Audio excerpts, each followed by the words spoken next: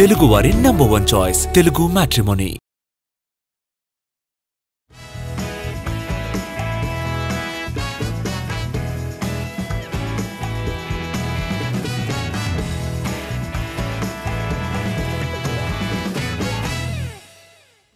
ప్రభాస్ పేరు చెప్పగానే ముందు వెనుక ఆలోచించకుండా ఆయన సినిమాలన్నింటికీ కూడా పార్ట్ 2 ఉంటుంది అని ఫిక్స్ అయిపోతున్నారు అభిమానులు. అన్ని సినిమాల సంగతులేమో కానీ మా ఆలోచన వేరు అంటున్నారు ఫౌజీ మేకర్స్. ఇంతకీ ఆ మూవీ సంగతులేంటి? వైరల్ అవుతున్నట్టు ఫౌజీకి సెకండ్ ఇన్స్టాల్మెంట్ ఉందా, లేకపోతే ఆ వార్త ఎందుకు అంతగా చక్కర్లు కొడుతోంది? Let's watch. బాహుబలి సినిమా నుంచి మొదలైంది డార్లింగ్ ప్రభాస్ 2 భాగాల ప్రభంజనం. ఆ సినిమా క్లిక్ కావడంతో ప్రతి సినిమాకి కొనసాగింపు ప్లాన్ చేస్తున్నారు మేకర్స్. మిగిలిన వాళ్ల సంగతేమో గానీ మాకు అలాంటి ప్లాన్స్ ఏమీ లేవంటోంది Fauji team. Fauji movie story sittings లో ఉన్నప్పుడు ఓ థాట్ రాగా దాన్ని ప్రీక్వెల్ చేస్తే బావుంటుందని అనుకున్నారట. అది కాస్త వైరల్ అయి ఇప్పుడు తీస్తున్నది సెకండ్ పార్ట్.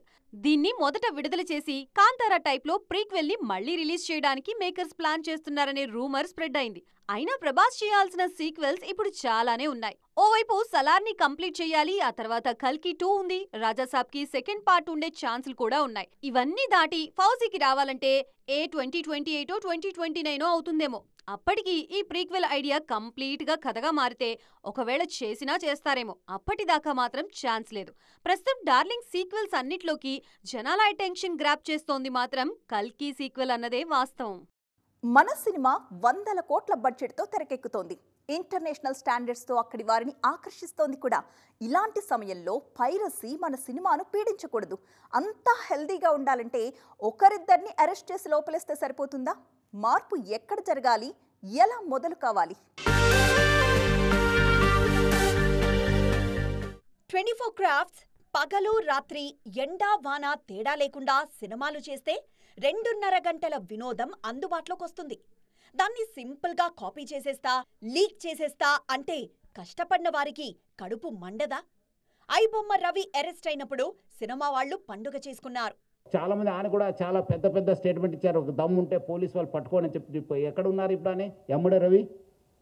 పోలీసులు ఏమంటే దమ్ముంటే పట్టుకోండి, నా దగ్గర 5 కోటి ప్రజల ఒక డాటా ఉంది. ఇప్పుడు మీరందరూ కూడా తెలుసు, పోలీస్ని ఛాలెంజ్ చేసి ప్రభుత్వం ఛాలెంజ్ చేస్తే ఏమవుతుందనేది తెలుసు. ఇప్పుడు ఎక్కడున్నారో మీకు కూడా తెలుసు.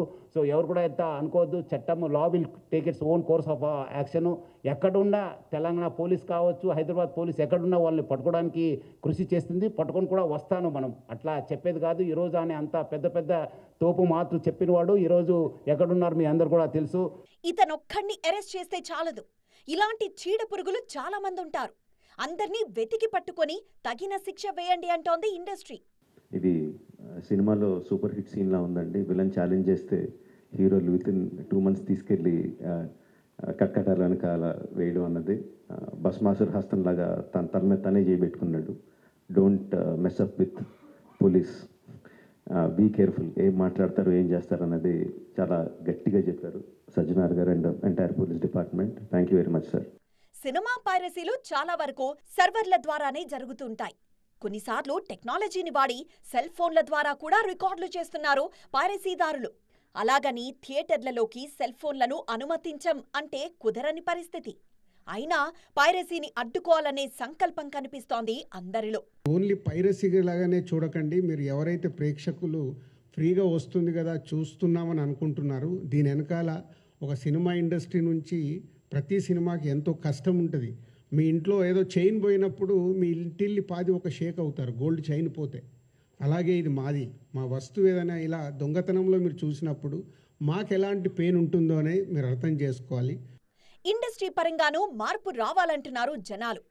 టికెట్ ధర సామాన్యులకు అందుబాటులోకొస్తే పైరసీ చూడాల్సిన దౌర్భాగ్యం ఎందుకు అంటున్నారు.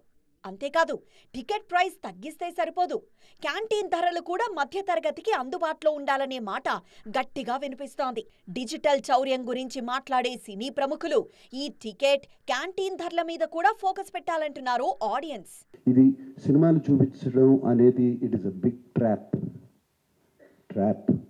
అది వాళ్ళకేదో మీకు ఫ్రీగా సినిమాలు చూపించాలని కాదు. వాళ్ళకి దీని వెనకాల చాలా పెద్ద ప్లాన్ ఉంది. To make thousands of crores. This 20 crores అన్న సజ్జనార్ గారు అన్నది is a very small amount వాళ్ళకి. కోట్లు దొరికిందన్నారు. నాకు తెలిసి వాళ్ళకి జస్ట్ చేంజ్ అది. సో అండ్ నేను ఇంట్లో అప్పుడు మా family member had to approach the police. Cinema ఏదైనా కంప్లీట్గా కొత్తగా కనిపించాలని అహర్నిశలు పాటుపడుతుంటారు చాలామంది హీరోలు. వాళ్లలో ఫ్రంట్ బెంచ్లో కనిపిస్తారు ఐకాన్ స్టార్ అల్లు అర్జున్. లేటెస్ట్గా ఆయన స్క్రీన్ సేవర్ చూసిన వాళ్ళందరూ దాన్ని డీకోడ్ చేసే ప్రయత్నాల్లో ఉన్నారు. ఇంతకీ ఏంటది? No snack, no sugar, no soda అనే పదాలున్నాయి అల్లు అర్జున్ స్క్రీన్ మీద. అంతేకాదు, మార్చి 27, 2026 అనే టైంను కూడా ఫిక్స్ చేసినట్టు కనిపిస్తోంది.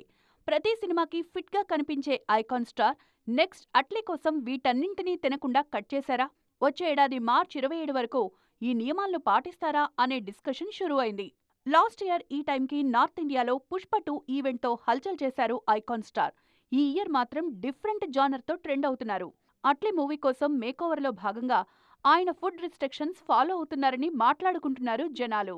ప్రస్తుతం ముంబైలో షూటింగ్ జరుపుకుంటోంది అట్లీ మూవీ. 2027లో రిలీజ్ అయ్యే సూచనలు మెండుగా కనిపిస్తున్నాయి. లేటెస్ట్ షెడ్యూల్లో మృణాల్ పార్టిసిపేట్ చేశారని టాక్.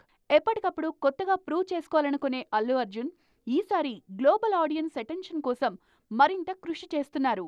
అన్నట్టు ఫోన్ స్క్రీన్ మీద జస్ట్ తన కమిట్మెంట్ మాత్రమే కాదు, ఆయాన్ పేరు కూడా రాసుకున్నారు బన్నీ. వారం తిరిగేలోపు కొత్త సినిమాలు, కొత్త సెట్లు అంటూ కళకళలాడిపోతూ ఉంటుంది ఇండస్ట్రీ. ఆదివారం సెలవు తీసుకుని సోమవారం మరింత ఫ్రెష్గా సెట్స్కి వెళుతూ ఉంటారు సినీ జనం. మరి ఈ వారం ఏ సినిమా ఏ సెట్లో ఉంది? పదండి చూసేద్దాం. ప్రభాస్ మారుతి కాంబోలో తెరకెక్కుతున్న Rajasaab cinema balance shooting Aziz నగర్లో జరుగుతోంది. ప్రభాస్, హను రాఘవపూడి కాంబోలో తెరకెక్కుతున్న ఫౌజీ సినిమా షూటింగ్ ఈ నెల 20 నుంచి మైసూర్లో ప్రారంభం కానుంది. చిరంజీవి, అనిల్ రావిపూడి కాంబోలో తెరకెక్కుతున్న మన శంకర ప్రసాద్ గారు సినిమా షూటింగ్ సికింద్రాబాద్కి షిఫ్ట్ అయింది. మహేష్ బాబు, రాజమౌళి కాంబోలో తెరకెక్కుతున్న వారణాసి షూటింగ్ రామోజీ ఫిలిం సిటీలో జరుగుతోంది. అల్లు అర్జున్, అట్లీ కాంబోలో జరుగుతోన్న సినిమా షూటింగ్ ముంబైలో జరుగుతోంది. రవితేజ, కిషోర్ తిరుమల కాంబినేషన్లో తెరకెక్కుతున్న సినిమా షూటింగ్ అన్నపూర్ణ 7 acres లో స్పీడ్ అందుకుంది. అల్యూమినియం ఫ్యాక్టరీలో మేర్లపాక గాంధీ డైరెక్షన్లో వరుణ్ తేజ్ నటిస్తున్న సినిమా షూటింగ్ జరుగుతోంది. నాగచైతన్య హీరోగా, కార్తిక్ వర్మ దండు డైరెక్షన్లో రూపొందుతోన్న సినిమా కూడా అక్కడే శరవేగంగా చిత్రీకరణ జరుపుకుంటోంది. సూర్య, వెంకీ అట్లూరి సినిమా షూటింగ్ కూడా అక్కడే జరుగుతోంది. విజయ్ సేతుపతి, పూరి జగన్నాథ్ కాంబినేషన్లో తెరకెక్కుతున్న సినిమా షూటింగ్ కొల్లూరు రైల్వే స్టేషన్లో కంటిన్యూ అవుతోంది. సాయి దుర్గతేజ్ సంబరాల ఏటిగట్టు సినిమా షూటింగ్ తుక్కుగూడలో మొదలవుతోంది. ప్రశాంత్ వర్మ నిర్మాతగా, పూజ అపర్ణ కొల్లూరు డైరెక్షన్లో తెరకెక్కుతున్న మహాకాళి చిత్రం ముచ్చింతల్లో జరుగుతోంది.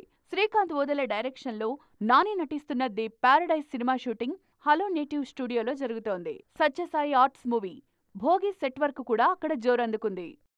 సిల్వర్ స్క్రీన్ మీద పురాణ పురుషులంతా వరుసగా దర్శనమివ్వడానికి రెడీ అయిపోతున్నారు.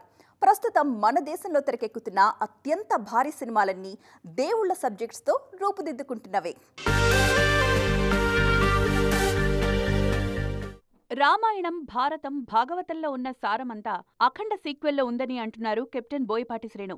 కొన్ని విషయాలు గంట కొట్టి చెప్పినప్పుడు జనాలకు మరింతగా కనెక్ట్ అవుతాయని ఈ మూవీ కూడా అలాంటిదే అన్నారు.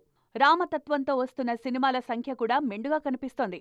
వారణాసి సినిమా కోసం మహేష్కి రాముడి గెటప్ వేసి చూసి మురిసిపోయారు రాజమౌళి.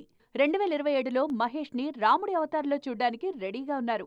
అంతకన్నా ముందే 2026లో రాముడిగా తెరపై కనిపించనున్నారు రణబీర్.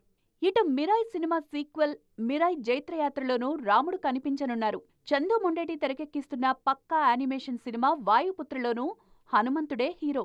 ఇటు హనుమాన్కి సీక్వెల్గా రూపొందుతున్న జై హనుమాన్లోనూ రామతత్వం మెండుగా కనిపించనుంది. ప్రశాంత్ వర్మ నిర్మాణంలోనే మహాకాళి కూడా రెడీ అవుతోంది.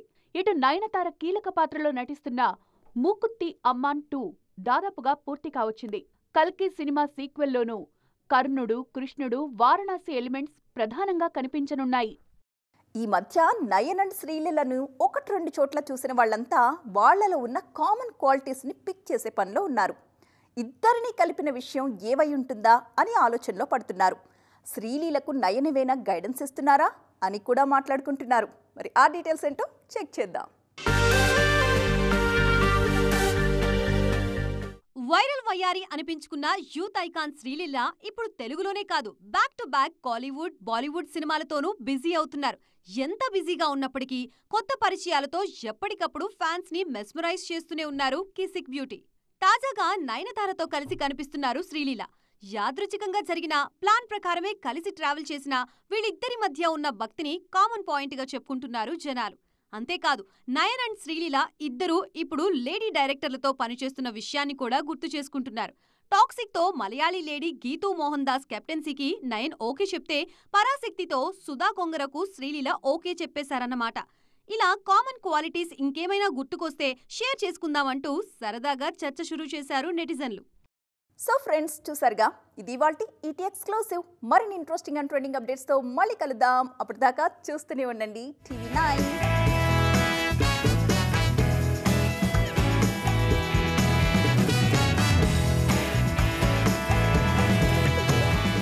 తెలుగు వారి నంబర్ 1 చాయిస్ తెలుగు మ్యాట్రిమోనీ.